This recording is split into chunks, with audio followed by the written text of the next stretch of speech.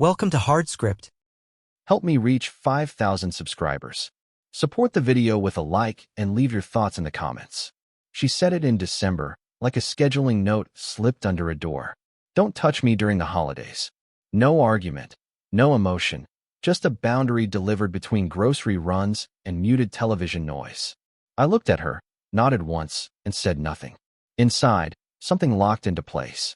I remember thinking how winter makes decisions clearer. Cold simplifies things. My name is Mark Sullivan. I run a small logistics company outside Columbus.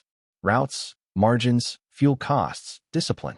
I built it slowly, contract by contract, mistake by mistake. I don't rush. I don't improvise.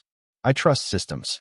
That's how I ended up with a business that paid on time and a marriage that looked stable from the outside. She worked in corporate events. Seasons mattered to her. Themes, colors, countdowns. December was her month. Lights, playlists, catered smiles.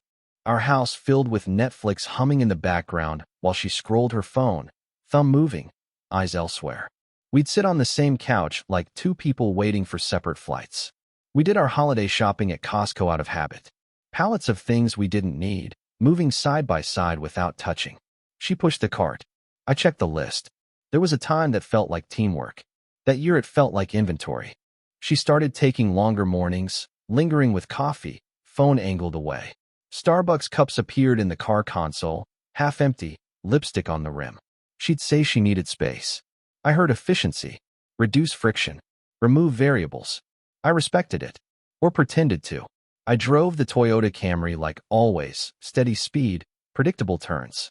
On the drive home from the warehouse, I replayed her sentence. Don't touch me during the holidays. It wasn't rejection that stayed with me. It was the timing. Holidays are insulation. People hide inside them. She was clearing space. At work, my operations manager, Ethan Cole, had been unusually helpful. Early, late, always available. He knew our numbers, our vendors, our weak points. I trusted him with access because trust is cheaper than constant supervision. He'd been with me 5 years. Earned it. One night, after she went to bed early with her phone glowing under the covers, I ordered folders and locking file boxes on Amazon. Overnight delivery. No note. No rush. Just preparation. The kind you do when winter settles in and you realize warmth isn't coming back on its own. I didn't confront her. I didn't check her messages. I didn't ask questions that would invite lies. I watched patterns. And patterns, unlike people, always tell the truth. By mid-December, the house had a sound instead of a feeling. Netflix ran at low volume most nights, not watched, just present, like white noise meant to cover the gaps. She'd sit at one end of the couch, knees tucked under her, phone glowing. I stopped trying to read what was on her screen. I focused on timing instead. When she left, when she returned, how often she smiled at nothing. Mornings shifted first. She started leaving earlier, saying she needed quiet before the chaos of the season. She'd pause in the kitchen, coat on, scrolling while coffee cooled in her hand. Starbucks cups began to rotate through the trash like a schedule. Different lids. Different times. Same avoidance. She stopped asking about my day entirely. At work, December is pressure. Freight doesn't care about holidays. Drivers want time off. Clients want miracles. I handled it the same way I always did, by closing loops and eliminating surprises. Ethan stayed close. Too close. He'd already have answers before I asked. He'd reference conversations I didn't remember having with him. He knew which contracts were fragile, which routes had slack. I told myself it was initiative. One evening, I stayed late and watched him through the glass wall of my office. He was on his phone, smiling in a way he never did around me. Not relaxed. Anticipatory. When he noticed me, he pocketed it fast and asked if I needed anything. I said no and meant not yet. At home, she mentioned his name casually. Said he'd helped with a vendor recommendation for an event. It sounded rehearsed, like a detail added to make a story sturdier. I acknowledged it without comment. Silence is useful. People fill it with truth if you give them time. That night, I ordered a second locking cabinet on Amazon and moved it into the spare room before she woke up. I labeled folders with dates, not accusations. Invoices. Access logs. Calendar overlaps. I wasn't looking for proof yet. I was building structure. You don't accuse a system. You audit it. Christmas lights went up outside without discussion. Inside, nothing changed. She slept facing away from me. When she brushed past in the hallway, there was no contact, like we were careful not to set something off. I kept my hands to myself, exactly as instructed. On Christmas Eve, she stayed up late, phone buzzing softly. I watched the ceiling and counted breaths. I realized then that the cold wasn't temporary. It was operational. She wasn't withholding warmth. She'd rerouted it. And reroutes, once set, don't correct themselves. They have to be shut down or replaced. The week between Christmas and New Year's is when people tell the truth by accident. Schedules loosen. Excuses thin out. I stayed observant and said less than usual. She claimed she had last-minute planning meetings, things that couldn't wait. I didn't challenge it. I noted that her calendar showed blocks labeled vaguely, same color, repeating. Patterns don't need explanations. They need confirmation. I started matching timestamps from our shared location app with access logs at the warehouse. Nothing illegal, nothing dramatic, just overlap. At work, Ethan began handling things I hadn't delegated. He approved small expenses without flagging them, rerouted a driver without notice, spoke to a client like he was already empowered to negotiate. Each move was minor, defensible on its own. Together, they formed a shadow version of my role. I didn't correct him. I watched how comfortable he was getting. One afternoon, I left early under the pretense of a supplier call and drove the car past the event space where she said she'd be all evening. Her vehicle wasn't there. I didn't circle the block. I didn't park and wait. I kept moving and logged the absence. Surveillance is about restraint, not obsession. That night, Netflix ran again while she typed with both thumbs, smile breaking through in short bursts. I asked nothing. Questions interrupt momentum. People trip over their own rhythm if you let them keep dancing. I placed another order on Amazon before midnight. Document folders. A portable scanner. Nothing suspicious on its own. Preparation always looks like paranoia to people who don't finish things. On December 30th, Ethan called in sick for the first time in 5 years. Same morning, she left early with a rehearsed excuse about vendor issues. I drove to the warehouse anyway. His parking spot was empty. Hers was not at the event space either. 2 absences, same window. I sat in my office and reviewed bank permissions. He had more access than he needed because I trusted efficiency. Trust accelerates processes until it breaks them. I adjusted nothing yet. Changes leave fingerprints. Silence doesn't. When she came home that night, she was lighter, not relieved, energized, like someone who'd just been reassured. She brushed past me in the kitchen, close enough that I could smell unfamiliar cologne mixed with her perfume. That was new. Concrete.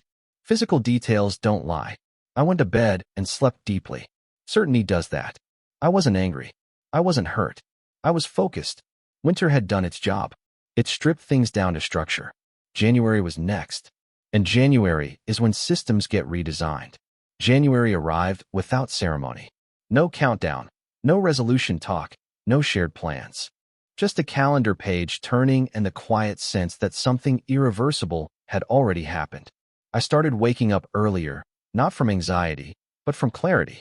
Cold mornings sharpen focus. I stopped having breakfast at home. Not as a statement. As a correction. I drove out before she woke and ate alone at Waffle House. Same booth near the window. Same order, same silence. No phone scrolling. No noise except cutlery and low voices from other tables. It felt clean. Efficient.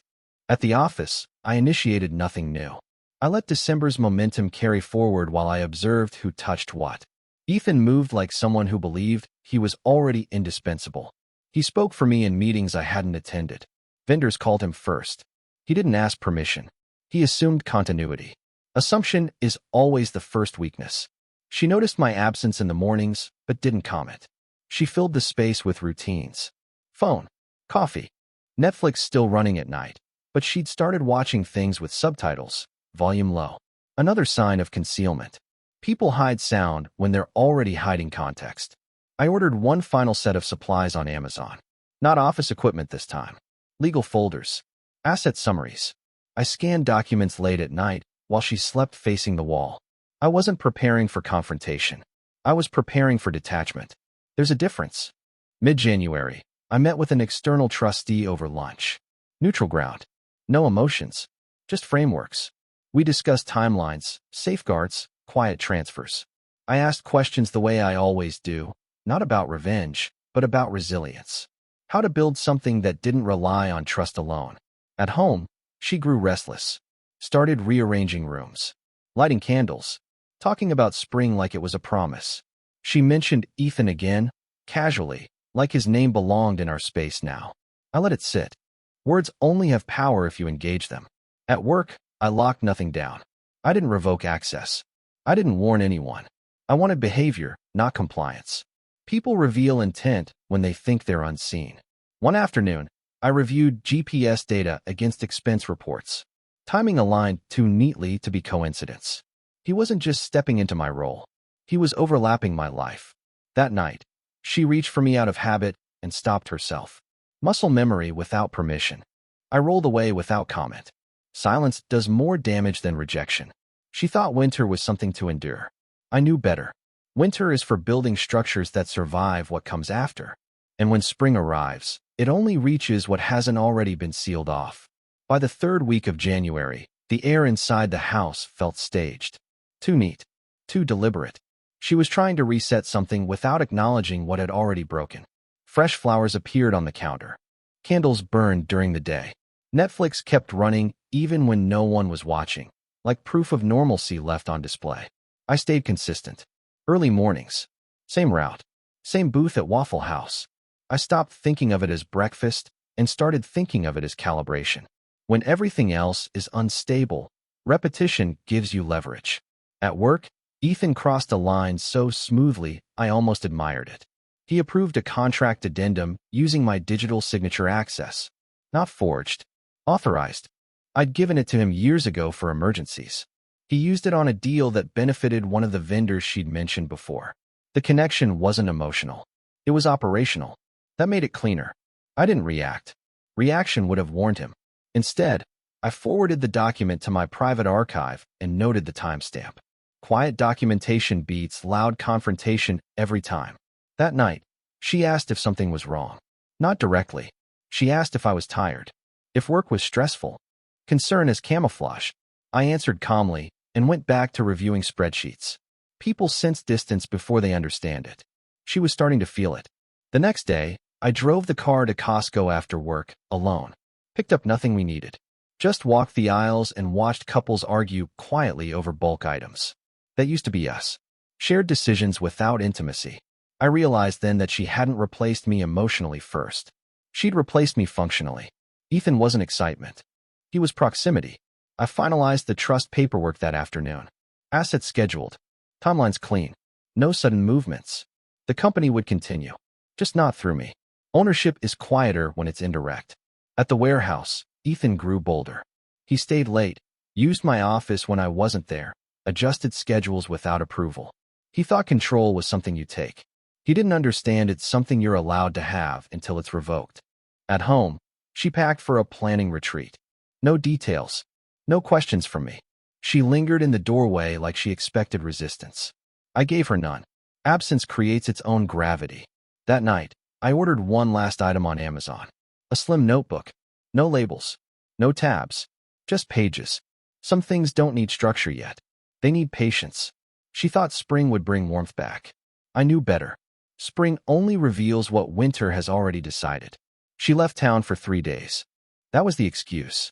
A planning retreat, neutral hotel, long days. I didn't ask where. I didn't need coordinates anymore. I needed confirmation. The first morning she was gone, I stayed home instead of heading out early. I watched the house wake up without her. No footsteps. No phone buzzing.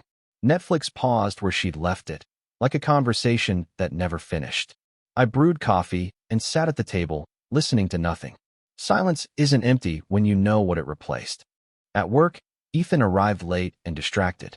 He kept checking his phone, stepping out to take calls. He didn't hide it anymore. Comfort makes people sloppy. I asked him for a routine status update and let him talk. He overexplained. Overexplaining is a leak. Midday, I reviewed security access logs I hadn't looked at since the company was smaller. Old systems, forgotten by most. His badge had been used after hours. Not at the warehouse. At the office. On nights I hadn't been there. On nights, she'd said she was working late. Parallel movement confirmed. I didn't confront him. I scheduled a routine audit instead, something boring enough not to trigger alarms. Structure creates cover for observation. I let him think he was ahead. That evening, she sent a photo. Hotel lobby. Neutral caption. I saved it and checked the metadata. Taken earlier than claimed. Not sent from the hotel's network. People forget phones are honest even when they aren't. I went to Costco alone again, not for groceries, but to walk. To watch people who still believed proximity meant connection. I realized then that betrayal isn't loud. It's logistical. Two people sharing access without sharing consequences. The next morning, I stopped at Starbucks on the way to the office. I hadn't been there in months. I sat by the window and watched people come and go, rehearsing conversations that would never matter. I didn't touch my phone. I was already ahead of anything coming in. Back at the office, I found an expense report Ethan had submitted late the night before. Hotel parking. Local. Same dates as her retreat. Same area code. Not definitive. But I didn't need definitive. I needed alignment. That night, I ordered one final item on Amazon. Not for the office. Not for the house. A small fireproof case.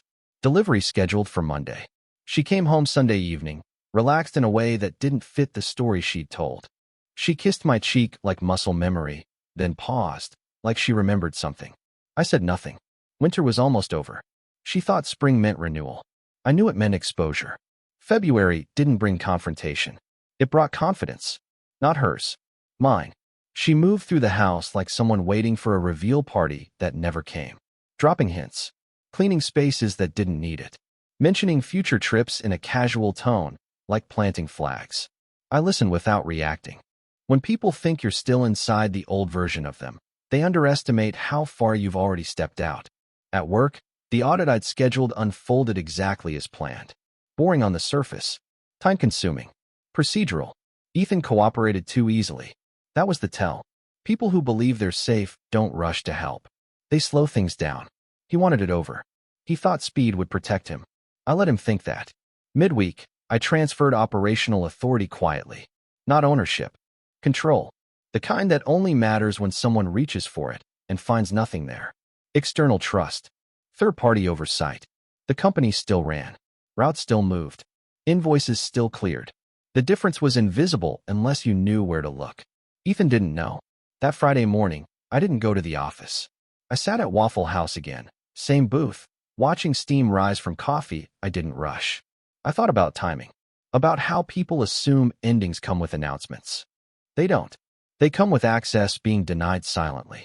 When I arrived at the warehouse after lunch, his badge didn't open the side door. He tried twice before noticing me behind the glass. Confusion first. Then embarrassment. I didn't explain. I told him HR would follow up. I didn't raise my voice. I didn't accuse. Systems don't accuse. They remove permissions. At home, she sensed it before I said anything. People feel shifts even when they don't know the cause. She asked if something had happened at work. I said things were being reorganized. True enough. That night, Netflix played on without sound while she watched me instead of the screen. Studying posture. Waiting for an emotional cue. I gave her none. I packed a small bag and moved it into the guest room. Not dramatically. Methodically. Like a seasonal adjustment. She followed me down the hallway and stood there, expecting explanation. I didn't give one. Explanation implies negotiation. I was done negotiating warmth. Later, alone, I placed documents into the fireproof case that had arrived from Amazon. Titles. Access records. Timelines. I locked it and slid it under the bed. She was still waiting for spring to fix things. She didn't understand that spring only works on what hasn't already been shut down at the root. March arrived quietly. No storms. No dramatic thaw. Just longer light in the mornings and the sense that people were starting to believe in second chances again. She leaned into that belief. I watched it happen in small adjustments. Lighter clothes. Windows opened for no reason. Music in the kitchen where silence used to be. She tried conversation again. Not directly. Not about us. About plans. About how things always feel better once winter passes. She spoke like spring was an external force that fixed what people didn't want to touch. I listened without responding. Agreement would have been dishonest. Disagreement would have been unnecessary. At work, Ethan was gone. Officially reassigned. Unofficially erased. His name disappeared from internal threads, his access already forgotten, by people who'd relied on him weeks earlier. Systems adapt fast once friction is removed. I didn't announce anything. I didn't need to. Absence does the work for you. She noticed the change before I mentioned it. She always tracked my business indirectly, through mood, through schedule shifts. She asked if he was okay. I said he'd moved on. True again. She nodded, processing something she didn't expect to feel. Loss without explanation is destabilizing. One morning, she lingered in the doorway while I put on my jacket. She asked if I wanted coffee. I said no and left. I stopped at Starbucks on the way to the office and sat alone, watching couples plan weekends they hadn't earned yet. I didn't bring anything back. That evening, Netflix stayed dark. She sat across from me at the table, hands folded, waiting for a cue. I didn't give one. When people are used to controlling temperature, silence feels like altitude sickness. She started talking faster, filling space, explaining nothing. I told her the house would stay in her name. Calmly. No leverage.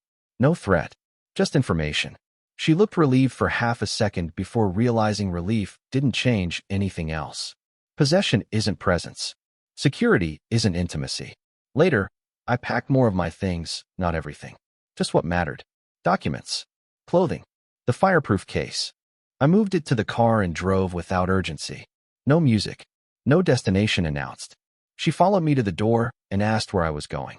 I said I was stepping out for a while. Not leaving. Not staying. Just stepping out. People don't know how to argue with that.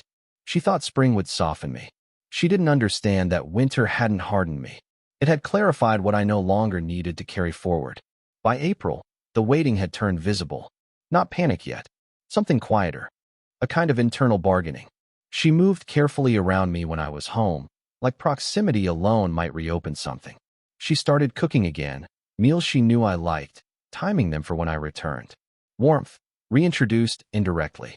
As if temperature could be negotiated after structure had changed. I stayed consistent. Same early mornings. Same long drives. The car became neutral territory, neither escape nor refuge. Just movement. I stopped explaining where I was going or when I'd be back. Explanation invites hope. I wasn't interested in managing hope anymore. At the company, the transition completed itself without noise. Clients didn't ask questions. Drivers didn't hesitate. The trust did its work. When people tried to reach me directly, they were routed elsewhere and didn't even realize it. That's the difference between disappearance and irrelevance. I was still there, just unreachable.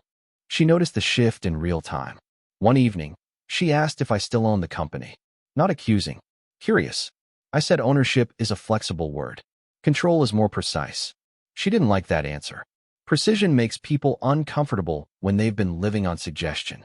That night, Netflix played something she'd already watched. She didn't look at the screen. She watched me instead, waiting for anger, for confrontation, for permission to explain. I didn't give her any of it. Silence starves drama faster than opposition ever could. The next morning, I stopped at Costco on the way back from a site visit. Picked up nothing personal. Just walked through the aisles and thought about how long routine can survive without intimacy before it collapses under its own weight. We'd been surviving, not living, for longer than I'd admitted. She started mentioning spring plans more directly. Trips. Weekends. Reset words. I listened without responding. Response would have validated the premise. I wasn't resetting anything. I was finishing it. One afternoon, she asked if I was seeing someone else. Not jealousy. Fear. I said no. Truth doesn't always soothe. Sometimes it makes the absence sharper. She nodded, like she didn't know where to place that information. I moved more of my things out quietly. Not in boxes. In intervals. Every few days, something gone. She noticed too late to comment. That's how erosion works. You don't hear it until the foundation shifts. She thought time would bring me back. That spring would soften edges winter had created. She didn't understand that winter hadn't created edges at all. It had removed distractions. And when distractions are gone, what remains is decision. It didn't bring closure. It brought understanding. And understanding, when it arrives without drama, is heavier than any argument. She finally asked the question she'd been circling for months. Not why, not how, just whether there was anything left to save. She stood in the kitchen, spring light filling the room, waiting like someone expecting a delayed flight announcement. I looked at her and realized she still thought warmth was seasonal, that it returned if you waited long enough. I told her the truth without decoration. I said she'd asked for distance during the holidays, and I respected it completely. I said distance doesn't expire on its own. It either closes or becomes permanent. She listened in silence, finally understanding that I wasn't punishing her. I was simply no longer available. There were no accusations. I didn't mention names. I didn't need to. Accountability doesn't require explanation when the outcome is already set. I moved out fully that week. Not dramatically. No final night. Just a clean handoff. I left the house exactly as promised. I left the routines behind. I left the version of myself that waited for warmth to be returned instead of choosing where to stand. I kept my mornings. Same rhythm. Same early drives. I still stopped at Waffle House some days, not because I needed the quiet anymore, but because it reminded me how clarity feels when it arrives without noise. No one asked questions there. No one expected performance. It was honest space. Work stabilized into something leaner, calmer. I was still involved, but from a distance that protected me. Control without presence. Structure without exposure. I'd learned the difference the hard way. One evening, months later, I sat alone in a small rented place and let Netflix run without watching. The difference was the silence didn't feel staged anymore. It felt earned. There's a difference between loneliness and solitude. One drains you. The other restores you. She texted once in late June, just to check in. No pressure. No request. I didn't respond. Not out of spite. Out of accuracy. Response would have implied something still existed to negotiate. She's probably still waiting for spring to finish what winter started. Still believing warmth returns on a schedule. I don't fault her for that. Some people only understand seasons. I understand systems. And systems don't break loudly. They just stop routing energy where it's no longer respected. Support the channel by liking, commenting, and subscribing. I promise even more interesting stories.